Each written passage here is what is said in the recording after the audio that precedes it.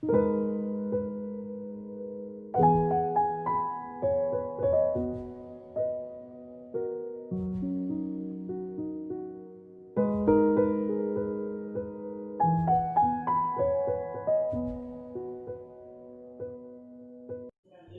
अध्याय भारतीय जातीयतावाद जातीय संहति एवं गणतांत्रिक मूल्यबोध। प्रथम पाठ भारतीय जातीयता। तृतीय अध्याय भारतीय जातीयतावाद जातीय संहति एवं गणतांत्रिक मूल्यबोध। प्रथम पाठ भारतीय जातीयता।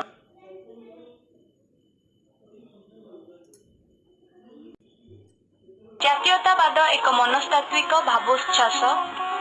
गोटे राष्ट्र रे बसवास करुवा व्यक्ति समूह जितेबाला सेमानंक मध्यरे थिबा जाति, वर्ण, धर्म, भाषा एवं आंचलिक विभिन्नता को भूली जाई देशात्मबोधरे उद्बुद्ध हुअन्ति सेतेबेले जातीयतावाद जन्म निये। स्वाधीनता और देशप्रेम सहित प्रकृत जातीयतावाद जड़ित। जातीयतावाद कहिले देशात्मबोध, देशप्रीति, राष्ट्र प्रति आनुगत्य, देश प्राणता तथा देश पाई आत्मोत्सर्ग को बुझाए। एहार सृष्टि हुए लोकमानंकर एकात्मबोध, एकता तथा देशात्मबोधरू।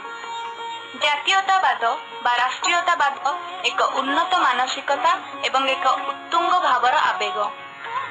जातीयतावाद एपरि एक मनस्तात्विक भावधारा जहाँ उच्च नीच, धनी गरीब इत्यादि मानसिक संकीर्णता ठारू बहु ऊर्ध्वरे। देशात्मबोध विभिन्नता मध्यरे एकत्व प्रतिष्ठा करे। जातीयतावादर संज्ञा बा जातीयतावाद कौन? जातीयतावादर संज्ञा निरूपण करी आल्फ्रेड ग्रासिया प्रदत्त इंग्राजी उक्तिर ओडिया भाषांतर एहिपरि जातीयतावाद एकत्वर, राजनैतिक एकतार एवं देशर स्वाधीनतार एक अनुभव जहाँ जनसमष्टि को एक जाति तथा एक राष्ट्र रे परिणत करिथाए। जातीयतावादर उत्पादन।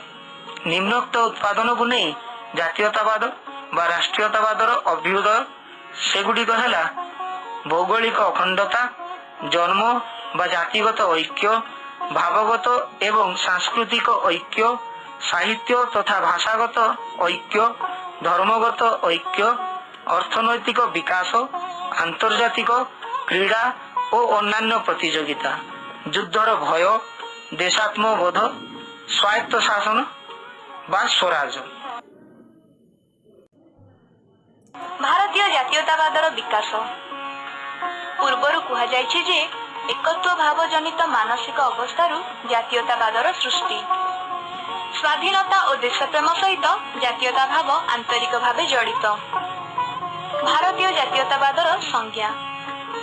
दीर्घ 200 वर्षर ऊर्ध्व काल भारत भूखंड विदेशी शासनाधीन रहिबा फଳରେ अष्टादश, ऊनविंश और विंश शताब्दी रे भारतीय मानक मध्यरे विदेशी शासन विरोध रे घृणा और वितृष्णार जेउ ऐक्यात्मिक चेतना जागृत होइथिला और विदेशी शासन कबळरू मातृभूमि को मुक्त करिवार जे समष्टिगत जनजागृति सृष्टि होइथिला ताहाको मोटामोटी भावरे भारतीय जातीयतावाद कुहा जाय।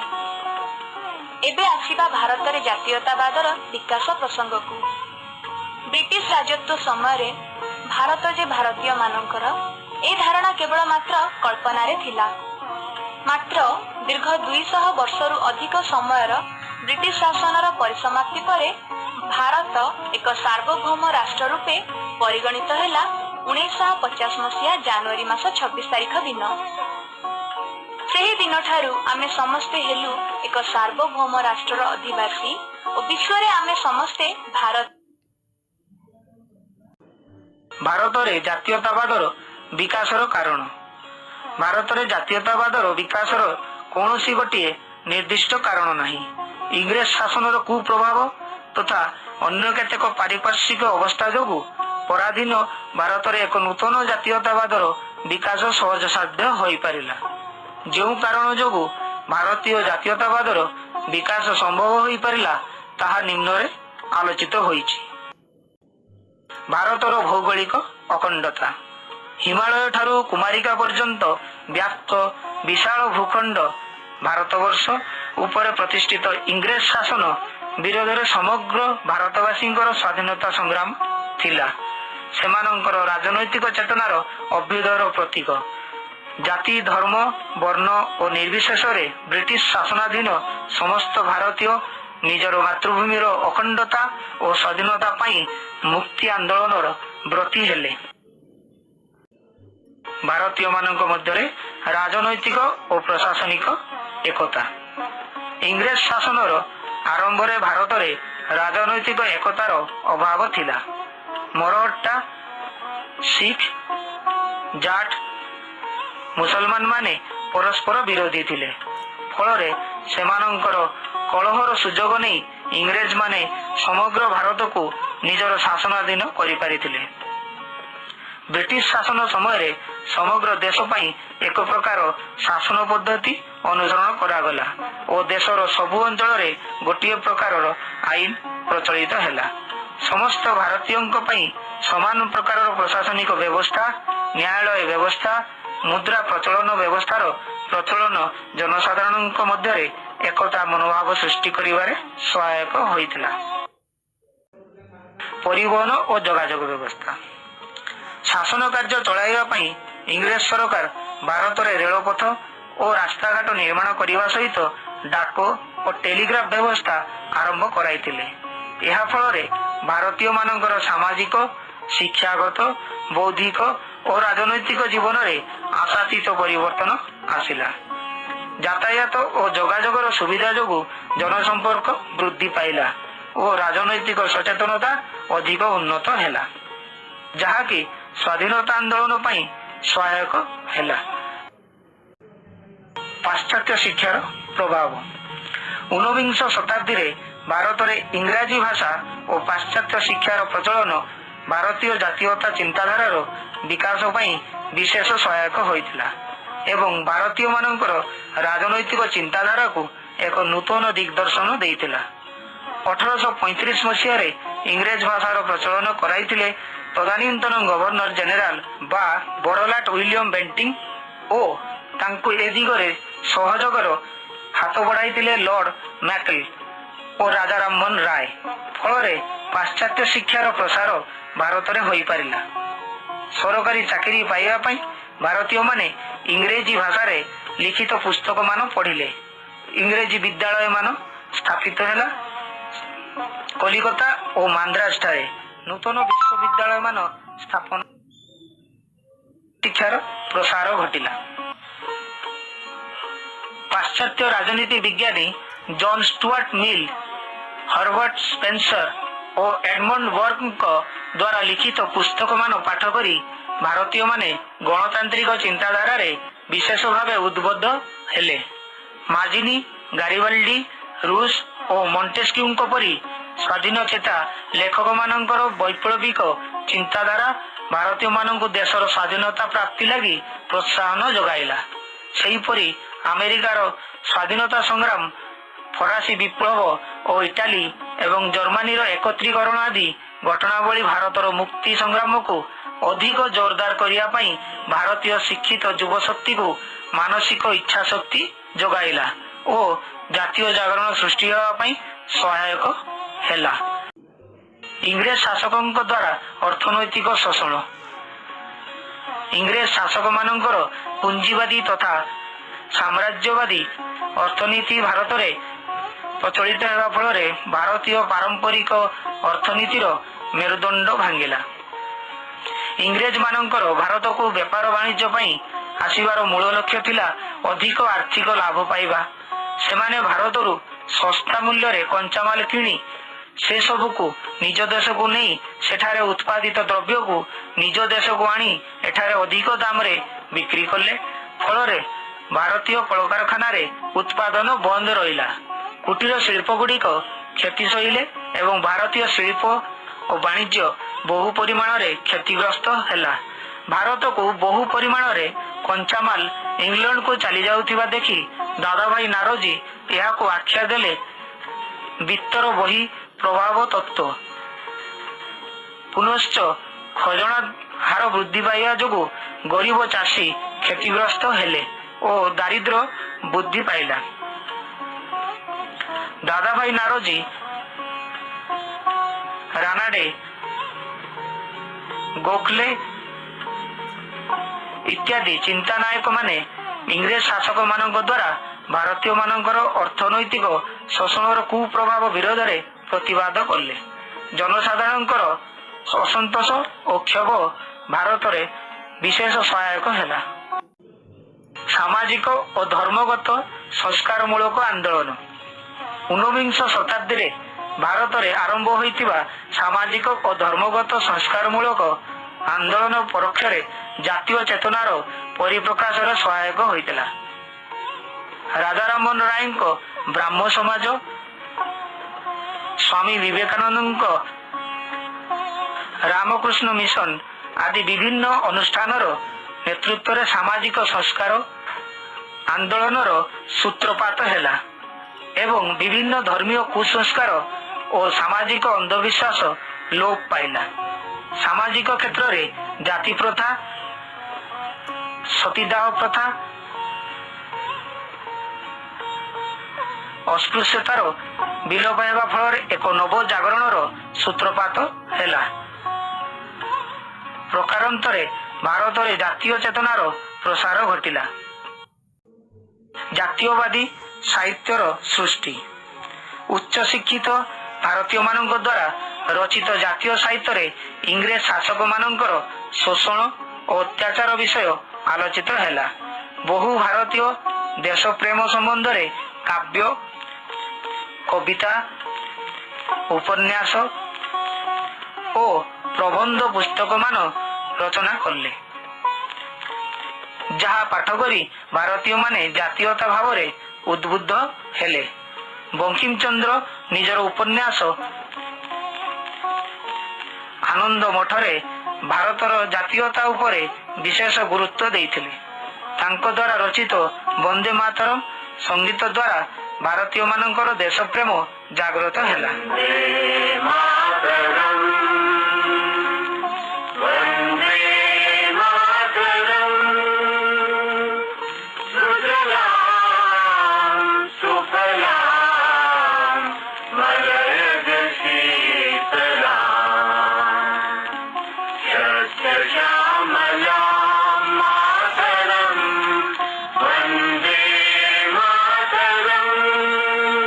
ଯେଉଁ ଲେଖକ ବୃନ୍ଦ ସେମାନଙ୍କ ଲେଖାରେ ଦେଶଭକ୍ତି ଓ ଦେଶ ପ୍ରେମକୁ ପ୍ରୋତ୍ସାହିତ କଲେ ସେମାନେ ହେଲେ ରବୀନ୍ଦ୍ରନାଥ ଠାକୁର, ସୁବ୍ରମଣ୍ୟମ ଭାରତୀ ଓ ବିଷ୍ଣୁ ଶାସ୍ତ୍ରୀ। ସେହିପରି ଇଂରାଜୀ ସାହିତ୍ୟର ବିଶେଷ ପ୍ରଭାବ ପଡ଼ିଲା ଭାରତର ଆଞ୍ଚଳିକ ସାହିତ୍ୟ ଉପରେ। ଫଳରେ ଆଞ୍ଚଳିକ ସାହିତ୍ୟର ମଧ୍ୟ ବିକାଶ ଘଟିଲା। ଚେତନାଶୀଳ ମଧ୍ୟବିତ୍ତ ବୁଦ୍ଧିଜୀବୀଙ୍କର ଉତ୍ଥାନ। ବ୍ରିଟିଶ ଶାସନ ସମୟରୁ ମଧ୍ୟବିତ୍ତ ଶ୍ରେଣୀର ସୃଷ୍ଟି ହେଲା। ପାଶ୍ଚାତ୍ୟ ଶିକ୍ଷା ଲାଭ କରିଥିବା ଏହି ଗୋଷ୍ଠୀ ଜାତୀୟତାବାଦ ଅଭିବୃଦ୍ଧିର ନେତୃତ୍ୱ ନେଇଥିଲା। ଏହି ନବସାମାଜିକ ଶ୍ରେଣୀ ଦେଶପ୍ରେମ ସୃଷ୍ଟି କରିବାରେ ମୁଖ୍ୟ ସହାୟକର ଭୂମିକା ଗ୍ରହଣ କରିଥିଲା।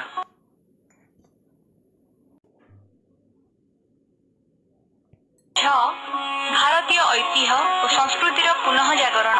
ଦୀର୍ଘ କାଳ ବ୍ୟାପୀ ଇଂରେଜ ଶାସନାଧୀନ ରହିବା ଫଳରେ ଭାରତୀୟମାନେ ଭାରତର ପୂର୍ବ ଐତିହ୍ୟ ପ୍ରତି ସଚେତନ ନଥିଲେ। ସେମାନେ ଧୀରେ ଧୀରେ ହୀନମନ୍ୟତାର ଶିକାର ହୋଇଗଲେ।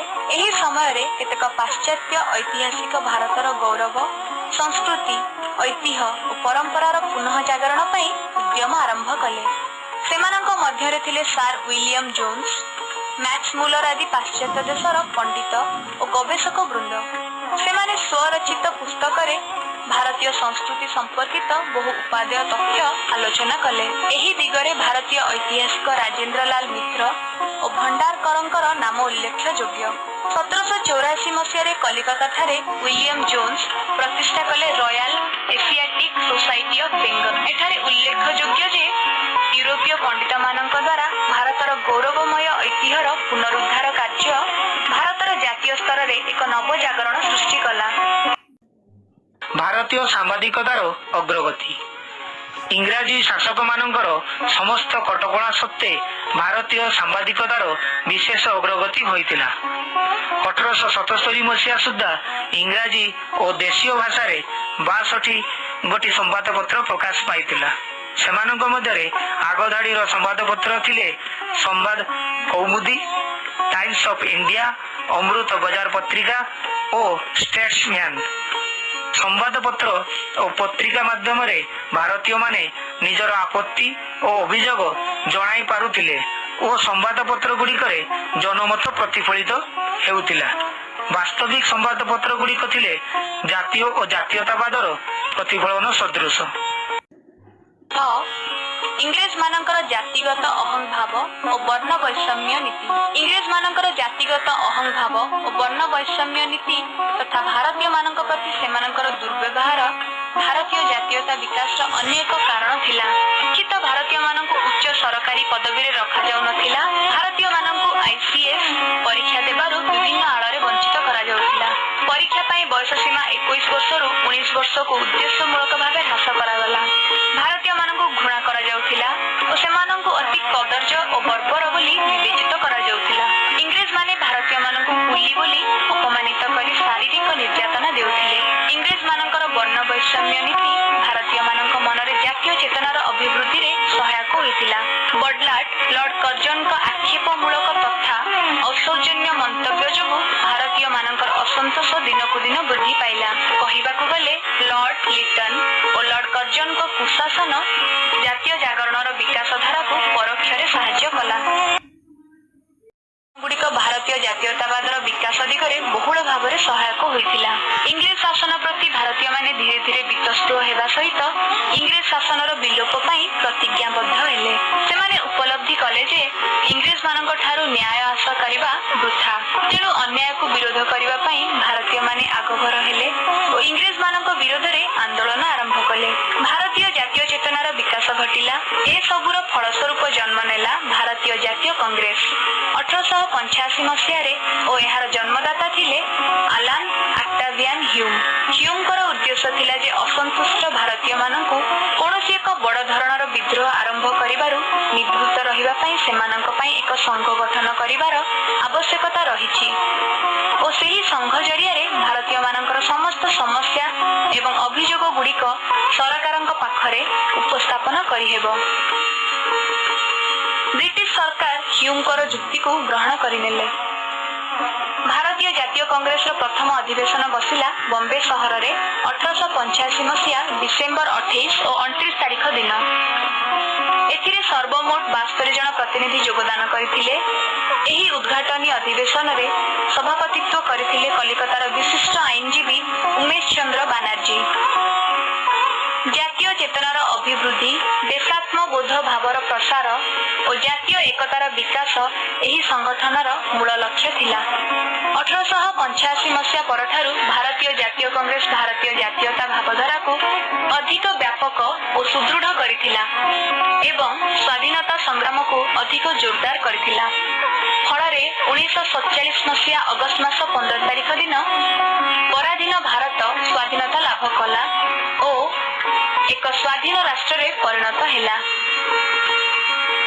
ଏହା ସମ୍ଭବ ହୋଇପାରିଲା କେବଳ ଏକ ଶକ୍ତିଶାଳୀ ଜନ ଆନ୍ଦୋଳନ ଯୋଗୁଁ, ଯାହାର ନେତୃତ୍ୱ ନେଇଥିଲେ ବହୁ ଉଚ୍ଚଶିକ୍ଷିତ ଭାରତୀୟ ଜନନେତା ଓ ରାଜନୀତିଜ୍ଞ। ସେମାନଙ୍କ ମଧ୍ୟରେ ଚିରସ୍ମରଣୀୟ ଥିଲେ ଲାଲା ଲଜପତ ରାୟ, ବାଲ ଗଙ୍ଗାଧର ତିଲକ, ଗୋପାଳକୃଷ୍ଣ ଗୋଖଲେ, ମହାତ୍ମା ଗାନ୍ଧୀ, ଶ୍ରୀ ଅରବିନ୍ଦ, ପଣ୍ଡିତ ଜବାହରଲାଲ ନେହେରୁ, ସର୍ଦ୍ଦାର ବଲ୍ଲଭ ଭାଇ ପଟେଲ, ନେତାଜୀ ସୁଭାଷ ଚନ୍ଦ୍ର ବୋଷ ଓ ମୌଲାନା ଅବଦୁଲ କାଲାମ ଆଜାଦ ଏବଂ ଅନ୍ୟମାନେ। ଭାରତର ସ୍ୱାଧୀନତା ସଂଗ୍ରାମ ଓ ଭାରତୀୟ ଜାତୀୟତାବାଦର ପ୍ରସାର ପାଇଁ ଉପରୋକ୍ତ ଜନନେତା ମାନଙ୍କର ଦେଶ ପାଇଁ ତ୍ୟାଗ ଓ ଦେଶପ୍ରେମ ଭାବ ସର୍ବଦା ଉତ୍ତର ପିଢ଼ିଙ୍କ ପାଇଁ ଉଦ୍ଦୀପନାର ଉତ୍ସ ହୋଇ ରହି। ଜାତୀୟତାବାଦର ଉତ୍ସ ବିଭିନ୍ନ ପରିସ୍ଥିତିରେ ଓ ବିଭିନ୍ନ ସମୟରେ ଭିନ୍ନ ଭିନ୍ନ।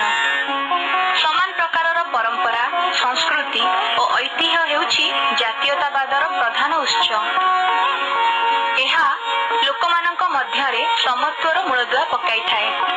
ଦେଶ ପ୍ରତି ନିଃସର୍ତ୍ତ ଆନୁଗତ୍ୟ, ଦେଶ ପ୍ରାଣତା, ଦେଶ ପାଇଁ ଆତ୍ମୋତ୍ସର୍ଗ ଜାତୀୟତାବାଦର ଲକ୍ଷଣ। ଜାତୀୟତାବାଦ ବିଭିନ୍ନ ପ୍ରାନ୍ତ, ବିଭିନ୍ନ ଭାଷାଭାଷୀ ଓ ବିଭିନ୍ନ ଧର୍ମର ଲୋକମାନଙ୍କ ମଧ୍ୟରେ ଏକତା ତଥା ଆତ୍ମୀୟତାର ସେତୁବନ୍ଧ ଭାବରେ କାର୍ଯ୍ୟ କରେ। ସେହିପରି ଦେଶର ଅଖଣ୍ଡତା, ଅଗ୍ରଗତି ଓ ସୁରକ୍ଷା ନିର୍ଭର କରେ ଦୃଢ ଜାତୀୟତାବାଦ ଉପରେ। ଯେଉଁ ଦେଶର ଲୋକମାନଙ୍କ ଦେଶପ୍ରୀତି ଯେତେ ସୁଦୃଢ, ସେ ଦେଶର ବିକାଶ ସେତେ କ୍ଷିପ୍ର। ଗୋଟିଏ ଉଦାହରଣ ଦେଲେ ଠିକ ହେବ। ଜାପାନ ଓ ଜର୍ମାନୀ ପରି ଦେଶମାନଙ୍କର ନାଗରିକମାନଙ୍କ ମଧ୍ୟରେ ଥିବା ସୁଦୃଢ ଜାତୀୟତା ଭାବ ସେ ଦେଶକୁ ଅଧିକ ଉନ୍ନତ ଓ ବିକଶିତ କରିପାରିଛି। ଜାପାନର ଅର୍ଥନୈତିକ ପ୍ରଗତିର ଏକମାତ୍ର କାରଣ ସମ୍ପର୍କରେ ଏହା କୁହାଯାଏ। ପ୍ରତ୍ୟେକ ଜାପାନୀ ପ୍ରତିଜ୍ଞାବଦ୍ଧ ଯେ ଜାପାନରେ ଯାହା ଉତ୍ପାଦିତ ହୋଇପାରିବ, ସେହିପରି କୌଣସି ବିଦେଶୀ ଉତ୍ପାଦିତ ଦ୍ରବ୍ୟ ଜାପାନ ଭିତରକୁ ପଶିପାରିବ ନାହିଁ। ଏହି ପ୍ରକାରର ଦୃଢ ଜାତୀୟତା ମନୋଭାବ ଯେକୌଣସି ଜାତି ବା ଦେଶକୁ ପ୍ରଗତି ଓ ବିକାଶର ଶୀର୍ଷ ସ୍ଥାନରେ ପହଞ୍ଚାଇ ଦେଇପାରିବ।